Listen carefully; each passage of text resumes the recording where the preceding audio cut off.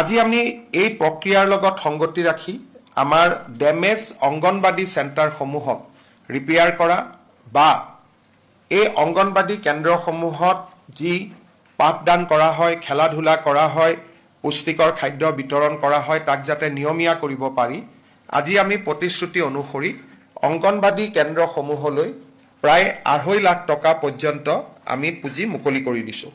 শিৱসাগৰ জিলাত 350টা অংগনবাদী কেন্দ্ৰ, চৰাইদেউ জিলাত 95টা অংগনবাদী কেন্দ্ৰ, যোৰহাট জিলাত 37টা অংগনবাদী কেন্দ্ৰ আৰু গোলাঘাট জিলাত 12টা অংগনবাদী কেন্দ্ৰ, 494টা অংগনবাদী কেন্দ্ৰ ডেমেজ হৈছিলে আৰু প্ৰত্যেকটো অংগনবাদী কেন্দ্ৰকে 2 লাখৰ পৰা 2,50,000 পৰ্যন্ত ডেমেজৰ যেটো পৰিমাণ সেই পৰিমাণ অনুসৰি তেখেতসকললৈকে মুকলি কৰি দিয়া হৈছে।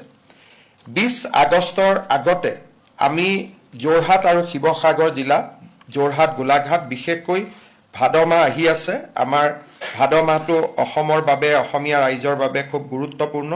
তাৰ ঠিক আগতে 20 আগষ্ট তাৰিখৰ আগতে আমি নামঘৰসমূহতো 1.5 লাখ টকা কৰি আমি মুকলি কৰি দিম, যাতে ভাদ মাহৰ নাম প্ৰসংগৰ কাৰণে নামঘৰবিলাকো সাজু হৈ উঠিব পাৰে। জনাবলৈ পাই ভাল পাইছোঁ যে ইতিমধ্যে ৰাজ্য চৰকাৰে 793খন স্কুলক মেৰামতিৰ কাৰণে 2 লাখকৈ টকা আগবঢ়াইছিলে, 15.86 কোটি টকা, আৰু আজি 90% স্কুলত ইতিমধ্যে পাঠদান আৰম্ভ হৈছে। মুখ্য শিক্ষা বিভাগে জনোৱা মতে 15 আগষ্টৰ ঠিক পিছতেই আটাইবোৰ স্কুল পাঠ গ্ৰহণৰ বাবে উপযোগী হৈ উঠিব। সকলোৱে এই পুঁজিৰ ব্যৱহাৰ আৰম্ভ কৰিছে আৰু বিদ্যালয়সমূহক পাঠদানৰ প্ৰক্ৰিয়া যাতে বাধাগ্ৰস্ত নহয় তাৰ বাবে ব্যৱস্থা হাতত লৈছে।